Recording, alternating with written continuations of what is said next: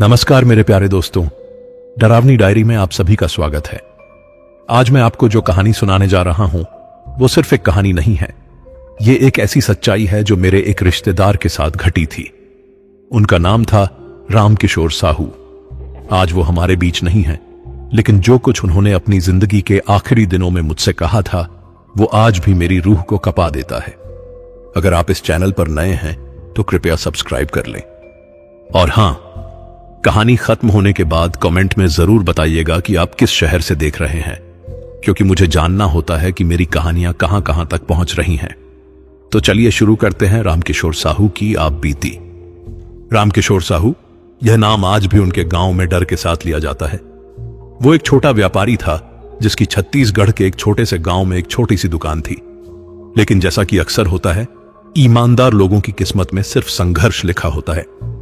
रामकिशोर की दुकान में ग्राहक आते तो थे, पर इतने कम कि घर का चूल्हा जलाना भी मुश्किल हो जाता था। सुबह से शाम तक वो अपनी छोटी सी दुकान में बैठा रहता, उम्मीद की आंखों से राह देखता कि कोई ग्राहक आए। लेकिन दिन बीतते गए, महीने बीतते गए और हालात बेहतर होने की बजाय और भी बिगड़ते चले गए। रामकिशोर की किस्मत जैसे फूटी हुई थी। जितनी भी मेहनत करता उतना ही नुकसान होता जाता। उसकी पत्नी सुशीला और 2 बेटियां, बड़ी अनीता, छोटी सुनीता। घर चलाना मुश्किल था। कभी कभी 2-3 दिन तक सिर्फ चावल और नमक से काम चलाना पड़ता। पास पड़ोसी तो हंसी मजाक में ही सही, लेकिन कह देते थे, रामकिशोर भैया, लगता है आपके भाग्य में व्यापार लिखा ही नहीं है, कोई और काम देखिए। ये बातें उसके दिल पर चाकू की तरह चलती थीं। रात में अकेले पड़ा रहता तो सोचता, भगवान, मैंने कोई पाप किया है क्या? इतनी मेहनत करता हूं फिर भी हाल यह है कि घर में 2 वक्त का खाना भी नहीं जुट पाता। एक दिन की बात है, रामकिशोर अपनी दुकान बंद करके घर जा रहा था कि गांव के बाहर उसकी मुलाकात एक अजीब आदमी से हुई। वो आदमी काफी बूढ़ा था, लंबे लंबे बाल, माथे पर तिलक और आंखों में एक अजीब सी चमक। उसने रामकिशोर को देखकर मुस्कुराते हुए कहा, अरे, तुम तो बड़े परेशान लग रहे हो बेटा, क्या बात है? रामकिशोर ने सोचा कि ये तो कोई साधु महात्मा लग रहे हैं, इनसे अपना दुख दर्द बांटने में कोई हर्ज नहीं। उसने अपनी सारी परेशानी बता दी। व्यापार नहीं चलता, घर की हालत खराब है, कर्जा बढ़ता जा रहा है। वो बूढ़ा आदमी ध्यान से सुनता रहा, फिर हंसकर बोला, बेटा, तुम्हारी समस्या का समाधान है, लेकिन बताऊं? रामकिशोर के चेहरे पर आशा की एक किरण चमकी। हां बाबा जी, जरूर बताइए, मैं कुछ भी करने को तैयार हूं। देखो बेटा, उस बूढ़े ने आसपास देखा और धीमी आवाज में कहा, तुमने यक्षिणी साधना के बारे में सुना है? रामकिशोर का दिल धड़का। यक्षिणी, ये नाम तो वो बचपन से सुनता आया था। दादी नानी की कहानियों में यक्षिणी का जिक्र होता था, लेकिन ये सब तो अंधविश्वास है ना। बूढ़े ने उसके चेहरे के भाव देखे और समझ गया। अरे, ये कोई अंधविश्वास नहीं है बेटा, मैंने खुद अपनी आंखों से देखा है। यक्षिणी साधना सच में होती है, और अगर सही तरीके से की जाए तो वो इतना धन देती है कि 7 पीढ़ियां भी खत्म नहीं कर पाएंगी। रामकिशोर के मन में एक तूफान मच गया। एक तरफ तो उसे लग रहा था कि यह सब बकवास है, दूसरी तरफ उसकी गरीबी और बेइज्जती ने उसे इस कदर तोड़ दिया था कि वो किसी भी चीज को आजमाने को तैयार था। लेकिन बाबा जी, रामकिशोर ने झिझकते हुए पूछा, इसमें कोई खतरा तो नहीं है ना? बूढ़ा हंसा। उसकी हंसी में कुछ अजीब सा था। खतरा तो हर चीज में होता है बेटा, जिंदगी जीने में भी खतरा है। लेकिन हां, यक्षिणी साधना में एक छोटी सी शर्त है। कैसी शर्त? रामकिशोर का गला सूखने लगा। देखो, यक्षिणी तुम्हें धन देगी, बहुत सारा धन, लेकिन बदले में वो कुछ मांगेगी भी। हर अमावस्या की रात को वो एक युवती का रक्त मांगती है, बस इतना सा। रामकिशोर के पैरों तले जमीन खिसक गई। रक्त? मतलब? हां बेटा, खून। लेकिन ये कोई बड़ी बात नहीं है। गांव में कितनी लड़कियां हैं, कोई एक को हर महीने। समझे ना तुम? रामकिशोर का दिमाग एकदम से काम करना बंद कर गया। एक तरफ अपार धन का लालच, दूसरी तरफ किसी निर्दोष की हत्या। वो कुछ देर तक कुछ नहीं बोला। बूढ़े ने उसकी मनोस्थिति भांप ली। सोच लो बेटा, मैं आज रात गांव से चला जाऊंगा। अगर तुम्हारा मन है तो आज रात 12 बजे श्मशान में मिलना। वहां मैं तुम्हें पूरी विधि बता दूंगा, और अगर नहीं आना तो मत आना, लेकिन फिर गरीबी का रोना भी मत रोना। इतना कहकर वो अचानक से गायब हो गया। रामकिशोर ने आसपास देखा, लेकिन वो कहीं नजर नहीं आया, जैसे धरती निगल गई हो उसे। रामकिशोर घर पहुंचा तो उसका दिमाग बुरी तरह घूम रहा था। खाना खाते वक्त पत्नी ने पूछा, क्या बात है जी, आज बड़े परेशान लग रहे हैं? कुछ नहीं, वो बड़ी मुश्किल से बोला, लेकिन अंदर ही अंदर एक तूफान चल रहा था। रात में वो बिस्तर पर लेटा तो नींद कहां आनी थी। बार बार वही बातें सूझ रही थीं। रात के 11 बजे तक वो तय नहीं कर पाया था कि जाना है या नहीं। लेकिन जब उसने अपनी बेटियों को देखा जो फटे पुराने कपड़े पहने सो रही थीं, तो उसका दिल भर आया। पत्नी के चेहरे पर चिंता की लकीरें साफ दिख रही थीं। भगवान, उसने मन में सोचा, अगर सच में कोई रास्ता मिल जाए तो कितना अच्छा होगा। ठीक 12 बजने से 5 मिनट पहले रामकिशोर चुपचाप घर से निकला और श्मशान की तरफ चल पड़ा। उसे नहीं पता था कि यह फैसला उसकी जिंदगी को कैसे बदल देगा। उसे नहीं पता था कि वो जिस राह पर कदम रख रहा है वहां से वापसी नहीं है। श्मशान में पहुंचकर वो इंतजार करने लगा। चारों तरफ सिर्फ सन्नाटा था। कहीं कहीं उल्लू की आवाज आ रही थी। अचानक उसे लगा कि कोई उसे पुकार रहा है। रात के 12 बजे से कुछ मिनट बाद रामकिशोर श्मशान में अकेला खड़ा था। चारों तरफ अंधेरा ही अंधेरा। दूर से सिर्फ गांव की कुछ मध्यम रोशनी दिख रही थी।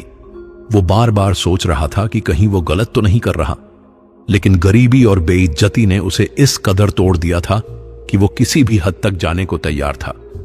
अचानक उसे एक आवाज सुनाई दी, आ गया बेटा। वो मुड़कर देखा तो वही बूढ़ा आदमी खड़ा था, लेकिन अब वो पहले से कुछ अलग लग रहा था।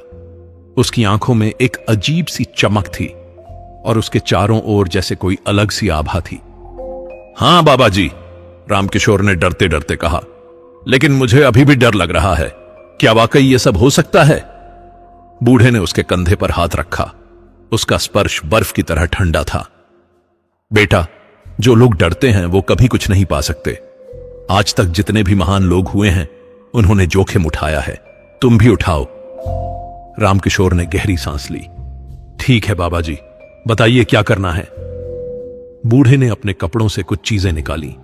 लाल कपड़ा, काले धागे, कुछ अजीब से मंत्र लिखे हुए कागज और एक छोटा सा चाकू।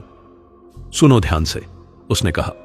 पहले तो तुम्हें इस लाल कपड़े को यहां श्मशान के बीच में बिछाना होगा, फिर इन काले धागों से एक गोला बनाना होगा। उसके बाद इन मंत्रों को पढ़ते हुए यक्षिणी को पुकारना होगा। रामकिशोर के हाथ कांप रहे थे।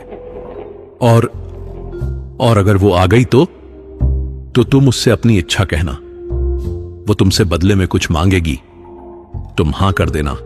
बस इतना याद रखना, एक बार हां कर दिया तो पीछे हटना मत, नहीं तो तुम्हारी जान भी जा सकती है। यह सुनकर रामकिशोर का गला सूख गया, लेकिन अब वो बहुत दूर तक आ गया था। वापस जाने का मतलब था फिर से वही गरीबी, वही बेइज्जती। उसने कांपते हाथों से लाल कपड़ा बिछाया, फिर काले धागे से एक गोला बनाया। बूढ़े ने उसे मंत्र सिखाए।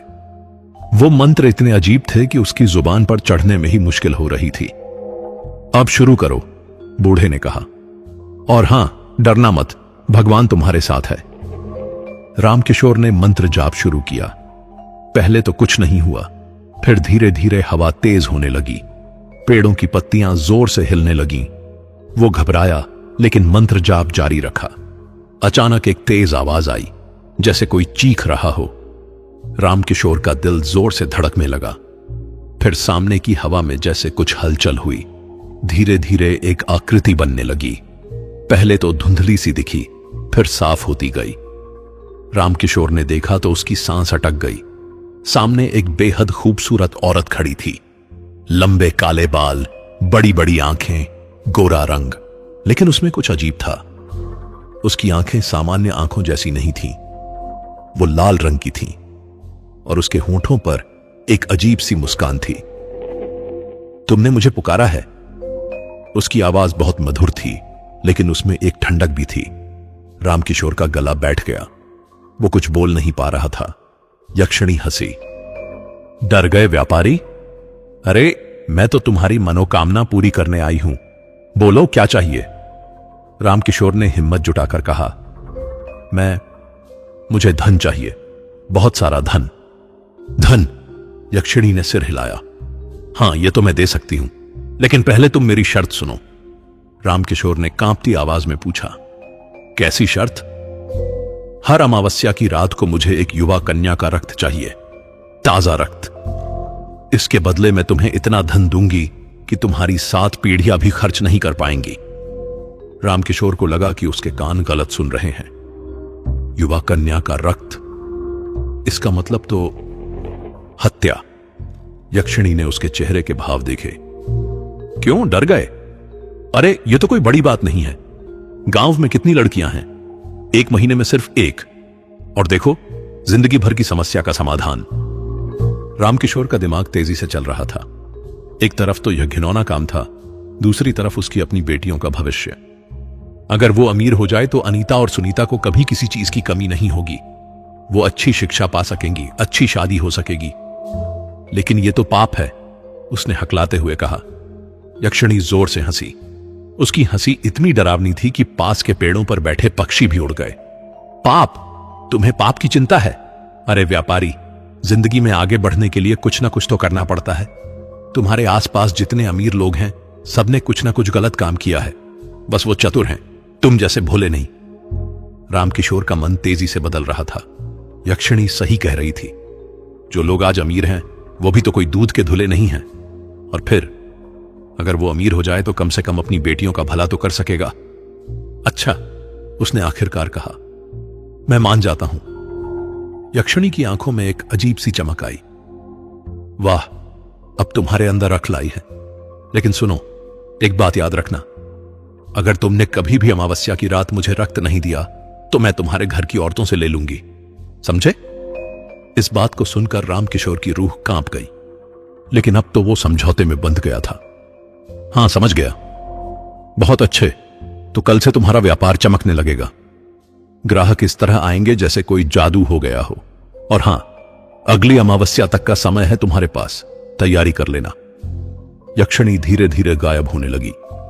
आखिरी बात उसने यह कही, रामकिशोर, अब तुम मेरे हो, हमेशा के लिए। वो पूरी तरह गायब हो गई तो रामकिशोर को एहसास हुआ कि वो पसीने से तरबतर हो गया था। वो बूढ़े की तरफ मुड़ा, लेकिन वो भी गायब था। सिर्फ हवा में एक अजीब सी गंध बाकी थी, जैसे खून की गंध हो। रामकिशोर डगमगाते कदमों से घर वापस आया। रात भर उसे नींद नहीं आई। बार बार यक्षिणी की लाल आंखें और उसकी डरावनी हंसी याद आ रही थी। लेकिन उसे नहीं पता था कि उसने जो समझौता किया है वो उसकी जिंदगी को कैसे बदल देगा। उसे नहीं पता था कि धन के साथ साथ एक ऐसी लत भी आने वाली थी जो उसे इंसान से राक्षस बना देगी। अगली सुबह से ही रामकिशोर के जीवन में अजीबोगरीब बदलाव होने शुरू हो गए थे। अगली सुबह जब रामकिशोर की आंख खुली तो वो खुद को बहुत अलग महसूस कर रहा था। रात भर जो कुछ हुआ था वो सब क्या सच था या सिर्फ एक डरावना सपना? लेकिन जैसे ही वो अपनी दुकान खोलने गया, उसे पता चल गया कि जो कुछ भी हुआ था वो बिल्कुल सच था।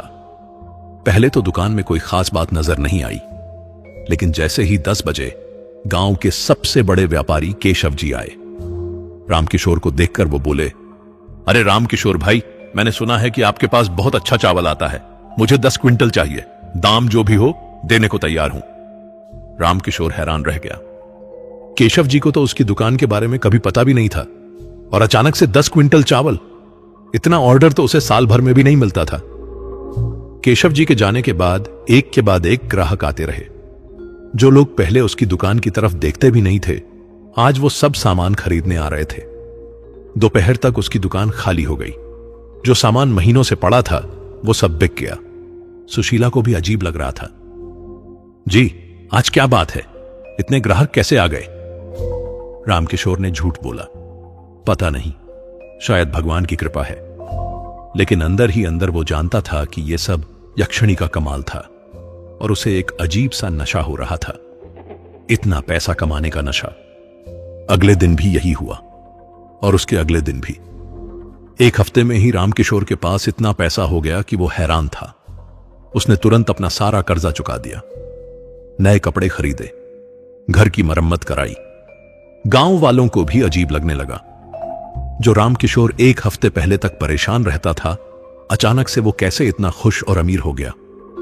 रामकिशोर भाई, एक दिन पंडित जी ने पूछा, आपका व्यापार अचानक से इतना अच्छा कैसे हो गया? कोई खास पूजा पाठ किया है क्या? रामकिशोर का गला सूख गया। नहीं पंडित जी, बस भगवान की कृपा है। लेकिन पंडित जी की आंखों में शक था। उन्होंने कहा, रामकिशोर, मैं बचपन से तुम्हें देख रहा हूं। तुम्हारे चेहरे पर एक अजीब सी चमक आ गई है। यह अचानक से इतना पैसा, कुछ तो गड़बड़ है। रामकिशोर ने हंसकर टाल दिया, लेकिन अंदर ही अंदर घबरा गया, कहीं किसी को शक न हो जाए। दिन बीतते गए और रामकिशोर का व्यापार आसमान छूने लगा। अब वो सिर्फ किराने का सामान नहीं बेचता था। उसने कपड़े की दुकान भी खोली, सोने चांदी का व्यापार भी शुरू किया। जो काम उसने कभी सपने में भी नहीं सोचा था, वो सब हकीकत बनता जा रहा था। लेकिन जैसे जैसे अमावस्या नजदीक आती जा रही थी, रामकिशोर की बेचैनी बढ़ती जा रही थी। यक्षिणी की शर्त उसे एक युवा कन्या का रक्त देना था, लेकिन कैसे, किसे मारे, यह सब सोचकर उसकी नींद हराम हो गई थी। अमावस्या से 2 दिन पहले रामकिशोर गांव में घूम रहा था। उसकी नजर गांव की लड़कियों पर पड़ रही थी। कौन सी लड़की अकेली रहती है, किसका कोई पता नहीं चलेगा। यह सब सोचते सोचते उसका दिल धड़क रहा था। अचानक उसे राधा दिखी। राधा गांव के किसान बालू की बेटी थी। 18-19 साल की खूबसूरत लड़की, लेकिन बालू की 1 साल पहले मौत हो गई थी और राधा की मां भी बीमारी से चल बसी थी। अब राधा अकेली थी। गांव के किनारे एक छोटे से घर में रहती थी। रामकिशोर के मन में शैतान ने प्रवेश किया। यह लड़की तो अकेली है, इसका कोई पूछने वाला भी नहीं। अगर यह गायब हो जाए तो किसी को शक भी नहीं होगा कि यह कहीं और चली गई है। अमावस्या की रात आ गई। रामकिशोर का हाल बेहाल था। दिन भर वो कुछ खा पी नहीं पाया। सुशीला ने कई बार पूछा कि क्या बात है, लेकिन वो कुछ नहीं बोला। रात के 11 बजे रामकिशोर घर से निकला। उसके हाथ में एक रस्सी और एक चाकू था। वो राधा के घर की तरफ गया। राधा का घर गांव के बिल्कुल किनारे था। चारों तरफ खेत थे। राधा सो रही थी। रामकिशोर ने धीरे से दरवाजा खोला। गांव में लोग दरवाजे बंद करके नहीं सोते थे। अंदर जाकर उसने देखा कि राधा चारपाई पर सो रही है। पहले तो रामकिशोर का हाथ कांपा। यह क्या कर रहा हूं मैं? यह तो बिल्कुल निर्दोष लड़की है। लेकिन फिर उसे यक्षिणी की धमकी याद आई।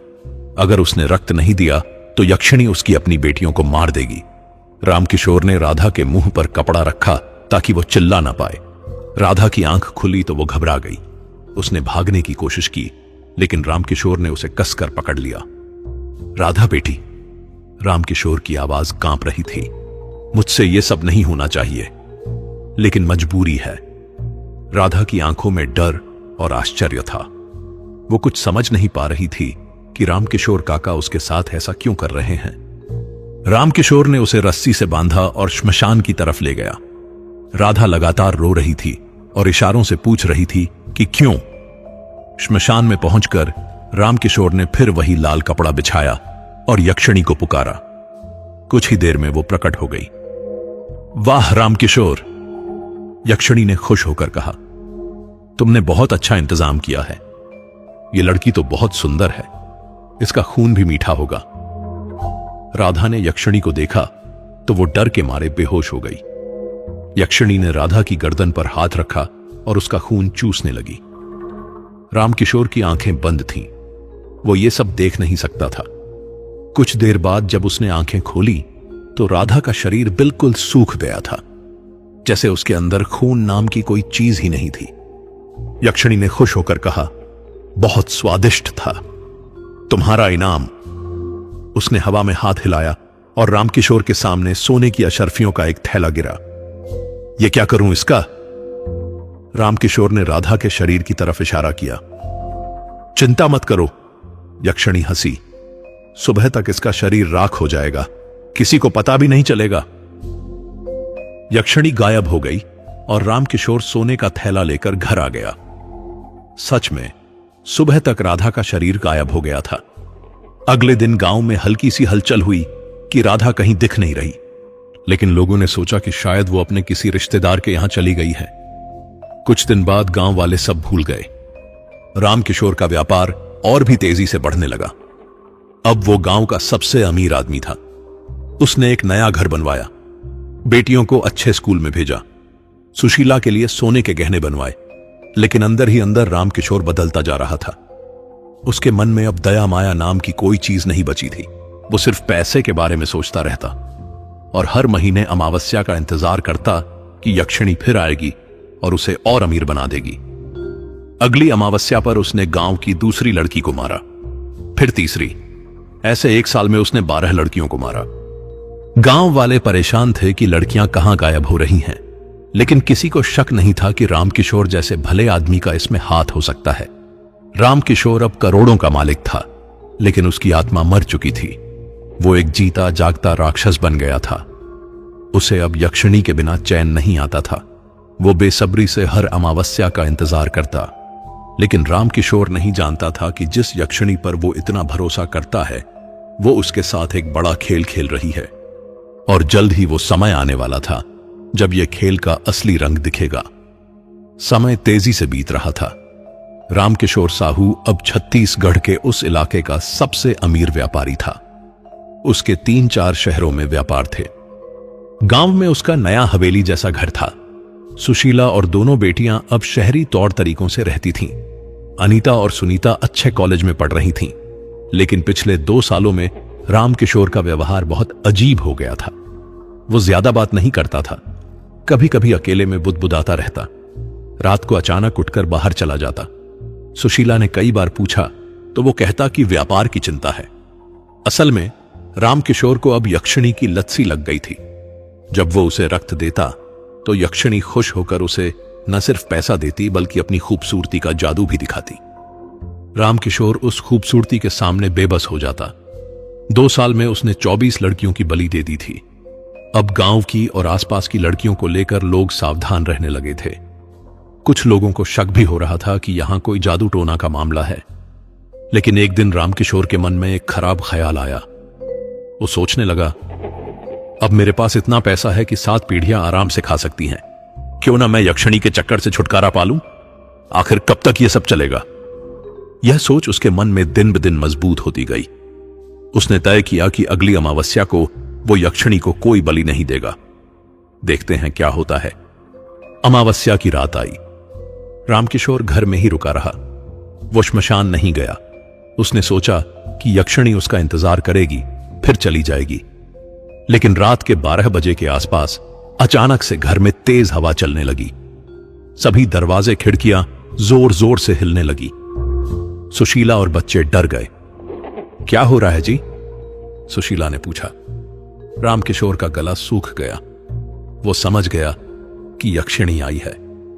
अचानक घर के अंदर ही यक्षिणी प्रकट हो गई, लेकिन आज वो पहले जैसी खूबसूरत नहीं लग रही थी। उसकी आंखें गुस्से से लाल हो रही थीं।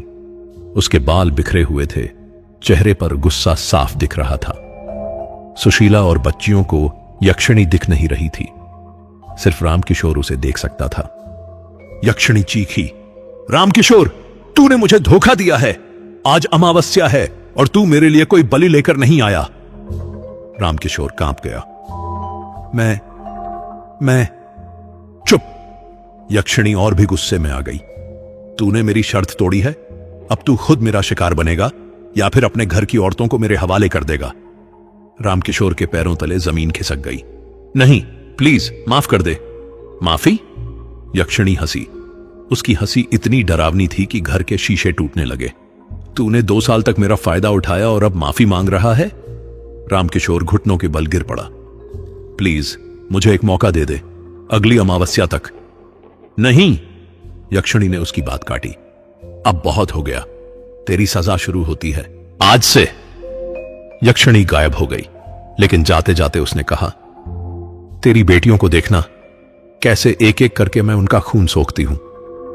उसी रात से अनीता बीमार पड़ गई। उसे तेज बुखार आया। डॉक्टर को दिखाया तो उसने कहा कि कुछ समझ नहीं आ रहा। लड़की के शरीर में खून की कमी हो रही है, लेकिन वजह पता नहीं चल रही। 2 दिन बाद सुनीता भी बीमार पड़ गई। वही लक्षण, तेज बुखार, कमजोरी और खून की कमी।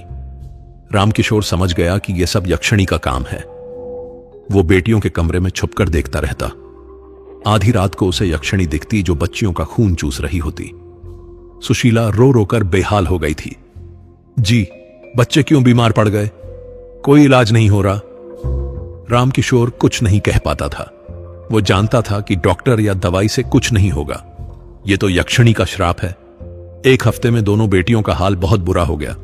वो इतनी कमजोर हो गईं कि बिस्तर से उठ नहीं सकती थीं। उनका रंग एकदम पीला पड़ गया था, जैसे शरीर में खून ही ना हो। रामकिशोर को हर रात यक्षिणी दिखती। वो हंसकर कहती, कैसा लग रहा है रामकिशोर? अब पता चला ना कि मुझसे दुश्मनी का क्या अंजाम होता है। रामकिशोर रोते हुए कहता, प्लीज मेरी बेटियों को छोड़ दे। मैं जो चाहे करूंगा, लेकिन इन्हें माफ कर दे। अब बहुत देर हो गई है। यक्षिणी कहती, अगली अमावस्या तक दोनों का खून खत्म हो जाएगा और फिर तेरी पत्नी की बारी। रामकिशोर का दिमाग फिरने लगा। उसे कुछ भी समझ नहीं आ रहा था कि क्या करे। बेटियां मरने के किनारे पहुंच गई थीं। एक दिन वो दौड़ता भागता उसी तांत्रिक के पास गया जिसने उसे यक्षिणी साधना के बारे में बताया था। लेकिन वहां पहुंचकर पता चला कि वो तांत्रिक तो 1 साल पहले मर गया था। रामकिशोर बिल्कुल टूट गया। अब वो क्या करे? पास के एक दूसरे गांव में एक पुराना तांत्रिक रहता था। रामकिशोर उसके पास गया और अपनी सारी कहानी बताई। तांत्रिक ने सुना और गहरी सांस ली। बेटा, तूने बहुत बड़ी गलती की है। यक्षिणी साधना से पीछा छुड़ाना बहुत मुश्किल है, लेकिन एक रास्ता है। कैसा रास्ता बाबा जी? रामकिशोर की आंखों में उम्मीद की एक किरण चमकी। तुझे खुद को उस यक्षिणी के हवाले करना होगा। अपनी जान देकर अपने परिवार को बचाना होगा। रामकिशोर का दिल बैठ गया। और कोई रास्ता नहीं है? नहीं, तांत्रिक ने सिर हिलाया। यक्षिणी तब तक नहीं मानेगी जब तक उसे बदला नहीं मिल जाता, और तेरा सबसे बड़ा बदला तेरी अपनी जान है। रामकिशोर सिर पकड़कर बैठ गया। एक तरफ अपनी जान, दूसरी तरफ परिवार। क्या करे वो? लेकिन बाबा जी, अगर मैं अपनी जान दे दूं तो मेरे बच्चे कैसे जिएंगे? कौन देखभाल करेगा उनकी? तांत्रिक ने कहा, तू इतना पैसा छोड़कर जा रहा है कि तेरा पूरा परिवार आराम से जी सकेगा। और सबसे बड़ी बात, वो जिंदा तो रहेंगे। अभी तो लगता है सब मर जाएंगे। रामकिशोर को समझ आ गया कि तांत्रिक सही कह रहा है। अब उसके पास कोई चारा नहीं था। अगली अमावस्या सिर्फ 3 दिन बाद थी। रामकिशोर ने तय किया कि वो अपनी जान देकर अपने परिवार को बचाएगा। लेकिन उसे नहीं पता था कि यक्षिणी के साथ किया गया सौदा इतना आसान नहीं है। मौत के बाद भी उसकी आत्मा को सुकून नहीं मिलने वाला था। रामकिशोर के घर में मातम छाया हुआ था। दोनों बेटियां अनीता और सुनीता बिस्तर पर पड़ी हुई थीं। सांस लेने में भी मुश्किल हो रही थी। उनके होंठ नीले पड़ गए थे और आंखें अंदर धंस गई थीं। ऐसा लग रहा था जैसे किसी ने उनके शरीर से सारा खून निकाल लिया हो। सुशीला दिन रात रो रही थी। हर तरफ से डॉक्टर बुलाए, लेकिन किसी को समझ नहीं आ रहा था कि आखिर हो क्या रहा है। खून की जांच कराई तो रिपोर्ट में दिखा कि बच्चियों के शरीर में खून का लेवल एकदम कम हो गया है, लेकिन कहीं से खून बह नहीं रहा। रामकिशोर जानता था कि सब कुछ उसकी वजह से हो रहा है। हर रात जब वो बेटियों के कमरे में जाता तो उसे यक्षिणी दिखती जो उनका रक्त चूसती रहती। अमावस्या से 1 दिन पहले सुशीला भी बीमार पड़ गई। वही लक्षण, अचानक कमजोरी, चक्कर आना और एक अजीब सी ठंडक। रामकिशोर समझ गया कि अब यक्षिणी उसकी पत्नी को भी अपना निशाना बना रही है। उस रात रामकिशोर ने अपनी डायरी में लिखा, कल अमावस्या है। मैंने तय कर लिया है कि मैं यक्षिणी के सामने खुद को पेश करूंगा। शायद मेरी जान देकर मैं अपने परिवार को बचा सकूं। जो पाप मैंने किए हैं उसकी सजा मुझे ही भुगतनी चाहिए। अमावस्या की शाम को रामकिशोर ने अपने परिवार को देखा। सुशीला और दोनों बेटियां बेहोशी की हालत में थीं। पड़ोसियों ने कहा था कि लगता है इन्हें कोई बुरी नजर लगी है। रामकिशोर ने सुशीला के माथे को छुआ और धीरे से कहा, मुझे माफ कर देना। मैंने तुम सबके साथ बहुत गलत किया है, लेकिन अब सब ठीक हो जाएगा। रात के 11 बजे रामकिशोर घर से निकला और श्मशान की तरफ चल पड़ा। आज उसके साथ कोई बलि का शिकार नहीं था। आज वो खुद शिकार बनने जा रहा था। श्मशान में पहुंचकर उसने पुराना लाल कपड़ा बिछाया और यक्षिणी को पुकारा, कुछ ही देर में वो प्रकट हो गई। आज उसकी शक्ल पहले से भी डरावनी थी। उसके बाल हवा में लहरा रहे थे, आंखें गुस्से से लाल थीं और मुंह से खून टपक रहा था। तो आ गया रामकिशोर, यक्षिणी ने हंसकर कहा। लेकिन आज तू कोई लड़की लेकर नहीं आया, मतलब फिर से मुझे नाराज करना चाहता है? रामकिशोर ने हाथ जोड़े। नहीं देवी जी, आज मैं खुद को तुम्हारे हवाले करने आया हूं। मेरी जान ले लो, लेकिन मेरे परिवार को छोड़ दो। यक्षिणी जोर से हंसी। उसकी हंसी से पूरा श्मशान गूंज उठा। वाह, अब अक्ल आई है तुझे, लेकिन क्या लगता है इतना आसान है? रामकिशोर की सांस फूलने लगी। मतलब ये, यक्षिणी का चेहरा और भी डरावना हो गया, कि तू समझता है तेरी एक जान के बदले मैं इतने सालों का हिसाब बराबर कर दूंगी? तूने 24 निर्दोष लड़कियों को मारा है, सिर्फ अपने लालच के लिए।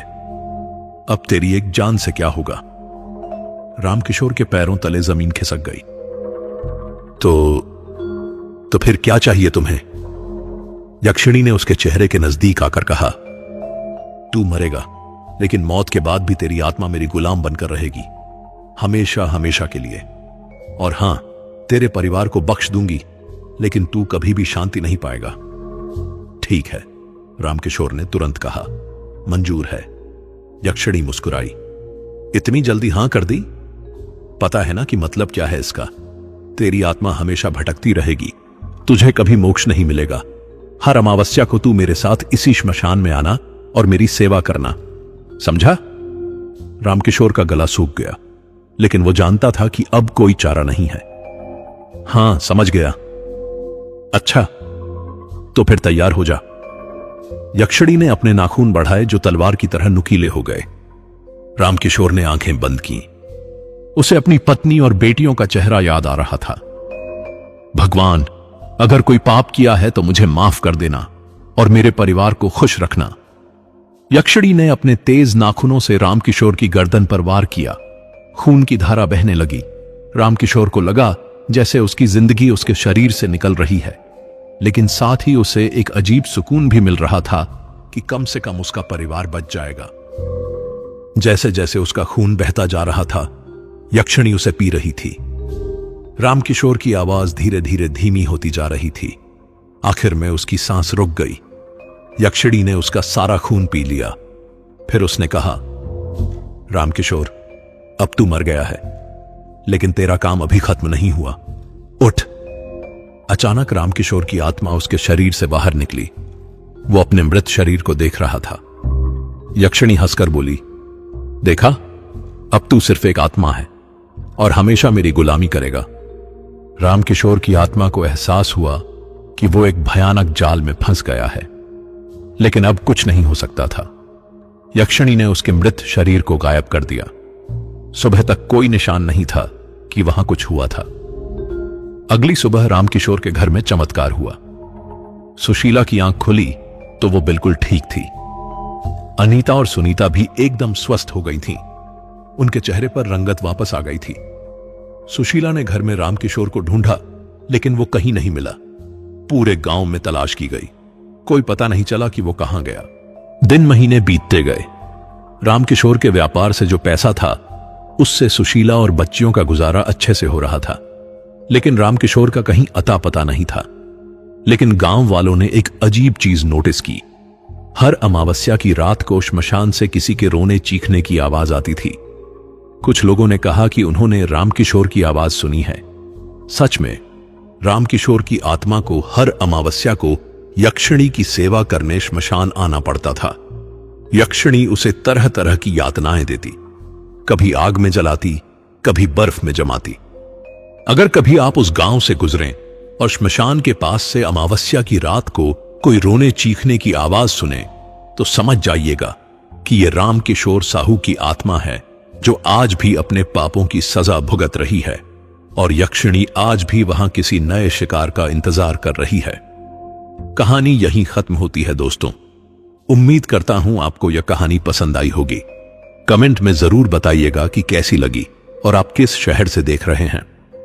अगर ऐसी और हॉरर स्टोरीज चाहिए तो डरावनी डायरी को सब्सक्राइब करना ना भूलें। धन्यवाद।